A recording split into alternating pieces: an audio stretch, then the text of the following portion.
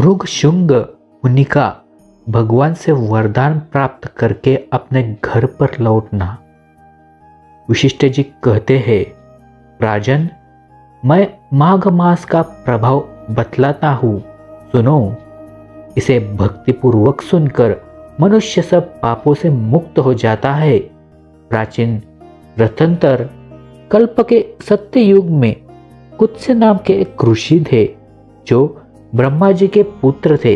वे बड़े ही तेजस्वी और निष्पाप थे। उन्होंने कर्दम ऋषि की सुंदरी कन्या के साथ विधि पूर्वक विवाह किया था। उसके गर्भ से मुनि के वत्स नामक पुत्र हुआ जो वंश को बढ़ाने वाला था। वत्स की 5 वर्ष की अवस्था होने पर पिता ने उनका उपनयन संस्कार करके उन्हें गायत्री मंत्र का उपदेश किया। अब वे ब्रह्मचर्य का पालन करते हुए भृगु कुल में निवास करने लगे।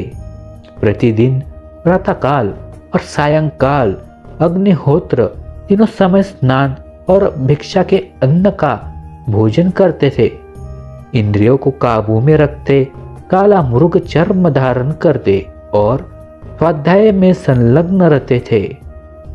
पैर से लेकर शिखा तक लंबा पाराश का डंडा जिसमें कोई छेद न हो लिए रखते थे।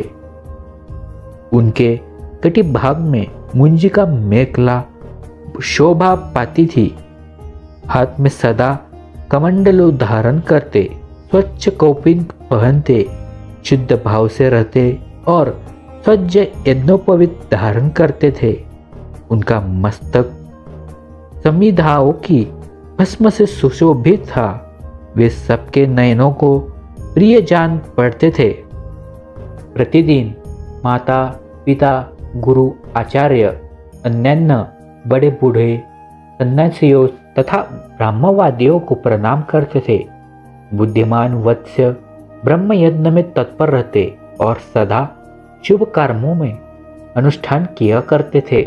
वे हाथ में पवित्र धारण करके देवताओं, ऋषियों और पितरों का तर्पण करते थे। फूल, चंदन और गंधा आदि को कभी हाथ से छूते भी नहीं थे।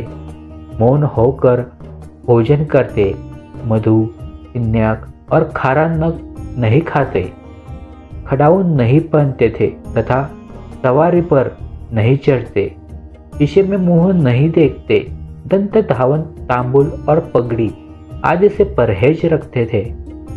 नीला, लाल तथा पीला वस्त्र, खाट, आभूषण तथा और भी जो जो वस्तुएं ब्रह्मचर्य आश्रम के प्रतिकूल बताई गई है, उन सबका वे स्पर्श तक नहीं करते थे तथा शांत भाव से सदाचार में ही तत्पर रहते थे।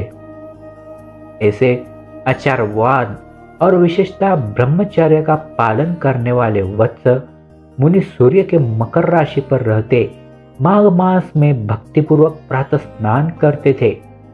वे उस समय विशेष रूप से शारीरिक शुद्धि करते थे। आकाश में जब इन्हें गिने तारे रह जाते थे तब समय ब्रह्म वेला में तो नित्य स्नान करते थे और फिर जब आधे सूर्य निकल आते उस समय भी माघ का स्नान करते थे। वे मन ही मन अपने भाग्य की सराहना करने लगे। अहो, इस पश्चिम वाहिनी कावेरी नदी में स्नान का अवसर मिलाना प्राय मनुष्य के लिए कठिन है, तो भी मैं मकर में यह स्नान किया। वास्तव में मैं बड़ा भाग्यवान हूँ। समुद्र में मिली हुई जितनी नदियां हैं, उन सबका प्रवाह जहाँ पश्चिम या उत्तर की ओर है, उस स्थान का प्रयाग से भी अधिक महत्व बतलाया गया है। मैंने अपने पूर्व पुण्य के प्रभाव से आज कावेरी का पश्चिमगामी प्रवाह प्राप्त किया है। वास्तव में कृतार्थ हूँ, कृतार्थ हूँ, कृतार्थ हूँ, इस प्रकार वे सोचते थे। प्रसन्न होकर कावेरी के जल में तीनों काल स्नान करते थे। उन्होंने कावेरी के पश्चिमगामी प्रवाह में से 3 साल तक माघ स्नान किया। उसके पुण्य से उनका अंतःकरण शुद्ध हो गया। वे ममता और कामना से रहित हो गए। तदनंतर माता पिता और गुरु की आज्ञा लेकर वे सर्व पाप नाशक कल्याण तीर्थ में आ गए। उस सरोवर में भी एक मास तक माघ स्नान करके ब्रह्मचारी वत्स मुनि तपस्या करने लगे। राजन, इस प्रकार उन्हें उत्तम तपस्या करते हुए भगवान विष्णु प्रसन्न होकर उनके आगे प्रत्यक्ष प्रकट हुए। महाप्रज्ञम मृगशुद्ध, मैं तुम पर बहुत प्रसन्न हूँ। यो कहकर भगवान पुरुषोत्तम ने उनके ब्रह्मरंध्र का स्पर्श किया। तब वत्स मुनि समाधि से विरत हो जाग उठे और उन्होंने अपने सामने भगवान विष्णु को उपस्थित देखा। वे सहस्त्र सूर्यों के समान तेजस्वी कौस्तुभ मुनि रूप आभूषण से अत्यंत भासमान दिखाई देते थे। तब मुनि ने बड़े वेग से उठकर भगवान को प्रणाम किया और बड़े भाव से सुंदर स्तुति की। भगवान ऋषिकेश की स्तुति और नमस्कार करके वत्स मुनि अपने मस्तक पर हाथ जोड़े चुपचाप भगवान के सामने खड़े हो गए। उस समय उनके नेत्रों से आनंद के आंसू बह रहे थे और सारे शरीर में रोमांच हो गया था। तब श्री भागवत ने कहा, मृगशंग, तुम्हारी इस स्तुति से मुझे बड़ी प्रसन्नता हुई।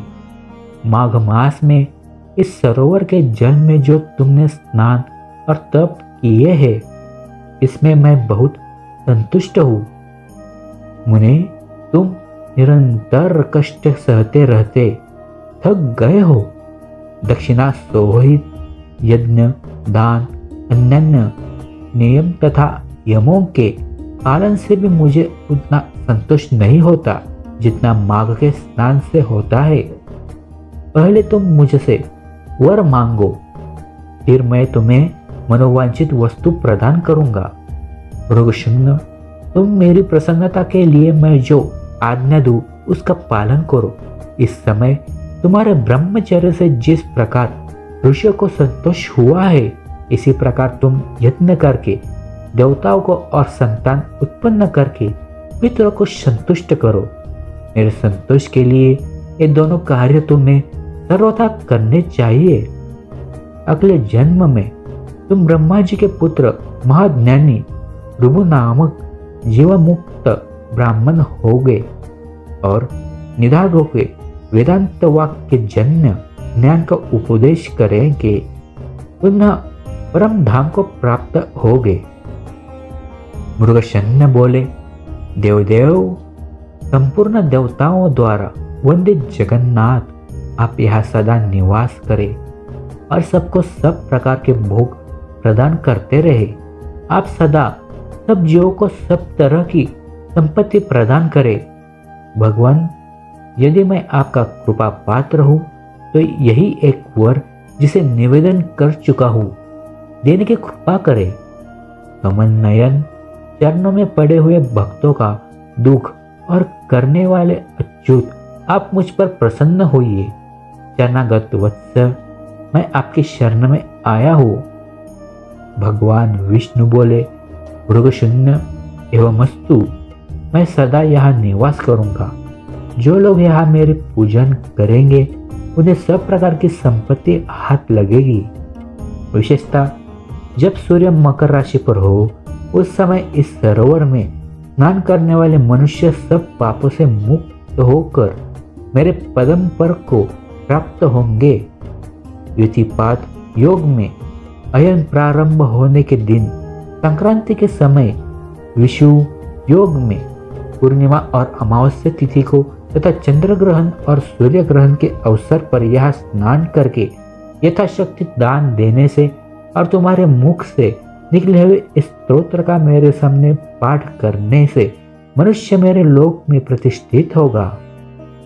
भगवान गोविंद के कहने पर उन ब्राह्मण कुमार ने पुनः प्रणाम किया और भक्तान के अधीन रहने वाले श्री हरि से फिर एक प्रश्न किया, कृपा निधे देवेश्वर, मैं तो कुत्स मुनि का पुत्र वत्सु हूँ। फिर मुझे अपने मृगशंग कहकर क्यों संबोधित किया? फिर भगवान बोले, ब्राह्मण, इस कल्याण सरोवर के तट पर जब तुम तपस्या करने में लगे थे, उस समय जो मृग प्रतिदिन यहाँ पानी पीने आते थे, वे निर्भय होकर तुम्हारे शरीर में अपने सिंग रगड़ा करते थे। इससे श्रेष्ठ महर्षि तुम्हें मृगशन्य कहते हैं। आज से सब लोग तुम्हें मृगशन्य ही कहेंगे। यो कहकर सबको सब कुछ प्रदान करने वाले भगवान सर्वेश्वर वहां रहने लगे। तदनंतर मृगशंग मुनि ने भगवान का पूजन किया और उनकी आज्ञा लेकर वे उस पर्वत से चले गए। संसार का उपकार करके उन्होंने गृहस्थ धर्म को स्वीकार करने का निश्चय किया और अपने अंतरकाल में निरंतर वे आदिपुरुष कमल नयन भगवान विष्णु का चिंतन करने लगे। अपने जन्मभूमि भोजराज नगर में घर आकर उन्होंने माता और पिता को नमस्कार करके अपना सारा समाचार कह सुनाया। माता पिता के नेत्रों में आनंद के आंसू छलक आए। उन्होंने पुत्र को छाती से लगाकर बार बार उसका मस्तक सूंघा और प्रेम पूर्वक अभिनंदन किया। वत्स्य अपने गुरु को प्रणाम करके फिर स्वाध्याय में लग गए। पिता, माता और गुरु तीनों के प्रतिदिन सेवा करते हुए उन्होंने संपूर्ण वेदों का अध्ययन किया और गुरु की आज्ञा ले विधिपूर्वक व्रत, स्नान और उत्सव का कार्य पूर्ण किया। तत्पश्चात महामना मृगशन्य अपने पिता से इस प्रकार बोले, तात, पुत्र की उत्पत्ति के लिए आप और माता को जो क्लेश सहन करने पड़े, उनका बदला 100 वर्ष में भी मैं नहीं चुका सकता। अंततः पुत्र को उचित है कि वह माता पिता तथा गुरु का भी सदा ही प्रिय करे। इन तीनों के अत्यंत सुष्ट होने पर तब तपस्या पूर्ण हो जाती है। इन तीनों के सेवा को ही सबसे बड़ा तप कहा गया है। इनकी आज्ञा का उल्लंघन करके जो कुछ भी किया जाता है वह कभी सिद्ध नहीं होता। विद्वान पुरुष इन्हीं तीनों को आराधना करके तीनों लोकों पर विजय पा सकता है। जिससे इन तीनों को संतोष हो, वही मनुष्यों के लिए चारों पुरुषार्थ कहा गया है। इसके सिवा जो कुछ भी है वह अपधर्म कहलाता है। मनुष्य को उचित है कि वह अखंड ब्रह्मचर्य का पालन करते हुए पिता से क्रमशः 3, 2 या 1 वेद का अध्ययन करने के पश्चात गृहस्थाश्रम में प्रवेश करे। यदि पत्नी अपने वश में रहे तो गृहस्थाश्रम में बढ़कर दूसरी कोई वस्तु नहीं है। पति और पत्नी की अनुकूलता धर्म, अर्थ और काम की सिद्धि का प्रधान कारक है।